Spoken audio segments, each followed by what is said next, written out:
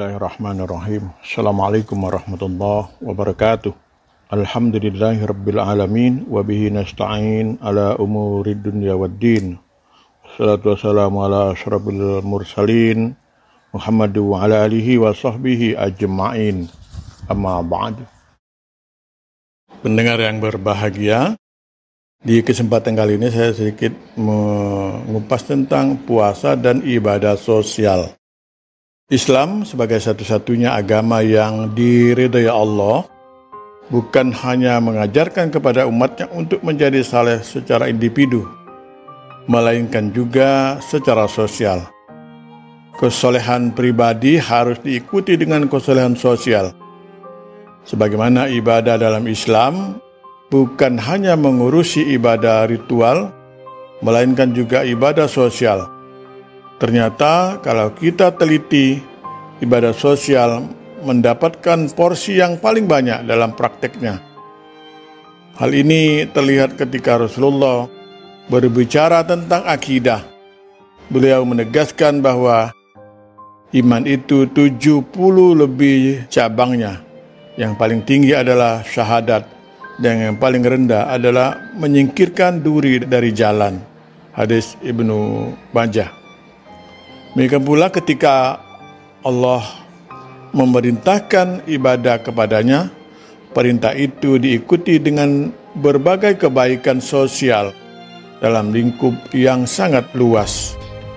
Dengar yang berbahagia, ibadah puasa sebagaimana banyak dijelaskan oleh para ulama, selain bertujuan untuk membentuk kesolehan pribadi, puasa juga diharapkan mampu membentuk karakter atau kesolehan sosial. Sebab dalam puasa, seorang dididik untuk memiliki rasa kebersamaan, kesetiakawanan, perhatian terhadap kaum miskin dan orang-orang lemah. Sisi kesolehan sosial ini merupakan salah satu roh atau substansi dari pelaksanaan ibadah ritual.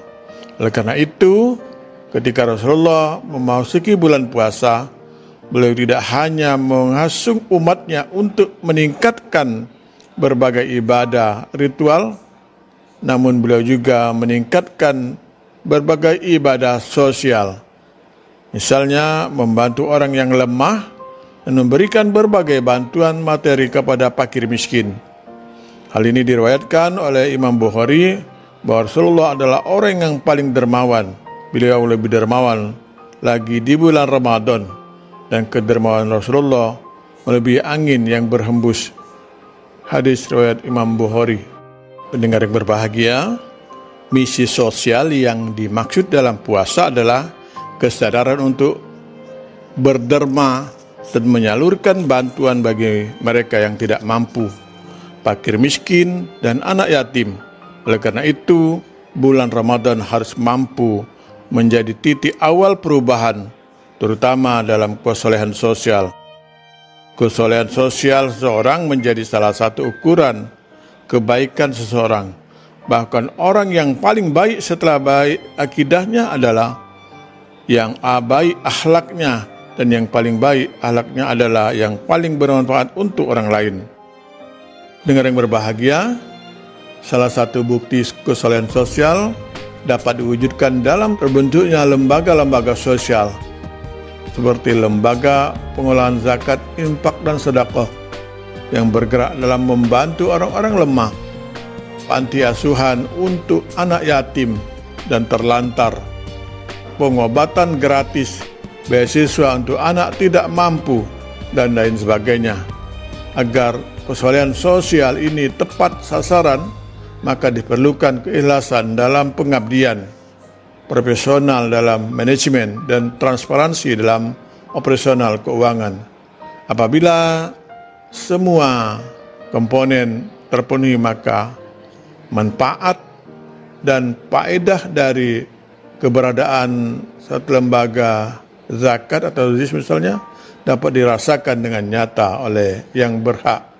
Gerakan sosial ini mampu mengecilkan lingkaran kemiskinan dan pengangguran, yang mana mereka sering menjadi sasaran empuk pendangkalan keimanan dan pemurtatan.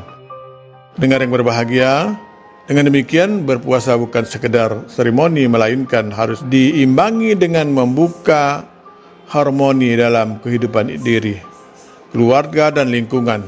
Karena itu, dalam berpuasa kita bukan hanya disibukkan oleh kegiatan ritual, tapi juga sosial. Dalam berpuasa kita tidak hanya ditantang mampu membangun kesolehan pribadi, tapi juga dituntut untuk menghasilkan kesolehan sosial dengan mengantisipasi semua realita sosial yang hadir di hadapan kita. Semoga kita semua diberikan kekuatan untuk menjadi individu yang soleh secara pribadi maupun sosial. Sahabat pendengar yang berbahagia, ini saja tentu yang dapat saya sampaikan pada kesempatan kali ini. Mudah-mudahan tentu bermanfaat bagi kita semua. Nasir minallah wa fatun qarib. Assalamualaikum warahmatullahi wabarakatuh.